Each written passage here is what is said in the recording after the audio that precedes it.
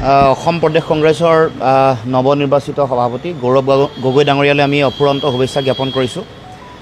আশা ৰাখিছোঁ আহি থাকিব লগা দিনসমূহত আমি যি বিজেপি বিৰোধী সামূহিক যিটো আমি যুঁজ সকলোৱে সন্মিলিতভাৱে কৰাৰ যিটো পণ লৈছোঁ, সেই যুঁজখন অধিক শক্তিশালী হ'ব, দৃঢ় হ'ব। গতিকে মই আহি থাকিব লগা দিনসমূহত গৌৰৱ গগৈ ডাঙৰীয়া আৰু তাৰ লগতে অসমৰ ৰাজনৈতিক দলসমূহে প্ৰত্যেকেই যাতে বিজেপি বিৰোধী এই যুঁজখন অধিক গতিশীল ৰূপত আগবঢ়াই লৈ যায়, তাৰ কাৰণে মই আহ্বান জনাইছোঁ বা মই কামনা কৰিছোঁ। যিটো মিত্ৰতাৰ ক্ষেত্ৰত বিভিন্ন সময়ত আপোনালোকৰ যি কথা বাৰ্তা চলি আছিলে, এতিয়া কেনেধৰণৰ হ'ব বুলি আশা কৰে?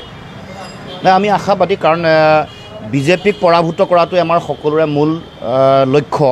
গতিকে এই লক্ষ্যত আগবাঢ়ি যাওঁতে আমি বিৰোধী ৰাজনৈতিক শক্তিসমূহে আমাৰ যিটো মূল দায়িত্ব, জনগণৰ যিটো আশা আকাংক্ষা আছে তাক প্ৰতিফলিত কৰি বিজেপিক পৰাভূত কৰিবৰ কাৰণে, বিৰোধীৰ ভোট বিভাজন নহ'বৰ কাৰণে নিশ্চিতভাৱে আমি সকলোৱে দায়িত্ব পালন কৰিব লাগিব। মই আশাবাদী যে গৌৰৱ গগৈ ডাঙৰীয়াৰ নেতৃত্বত এই কথা বতৰাবোৰ অধিক বস্তুনিষ্ঠভাৱে বিশ্লেষণ কৰিব।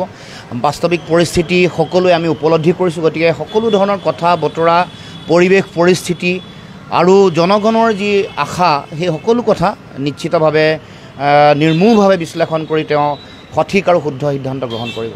মই আশা কৰিছোঁ নিশ্চিতভাৱে হ'ব, কাৰণ গৌৰৱ গগৈ ডাঙৰীয়াৰ এটা নিজা এটা ভাৱমূৰ্তি আছে। লোকসভাৰ মজিয়াত উপদলপতি হিচাপে তেওঁ দি পাৰদৰ্শিতা দেখুৱাইছে। সেইটোৱে অসমৰ মানুহৰ মাজত এটা বহু দিনৰ আগৰ পৰা এটা আশাৰ ৰেঙনি জগাইছিলে।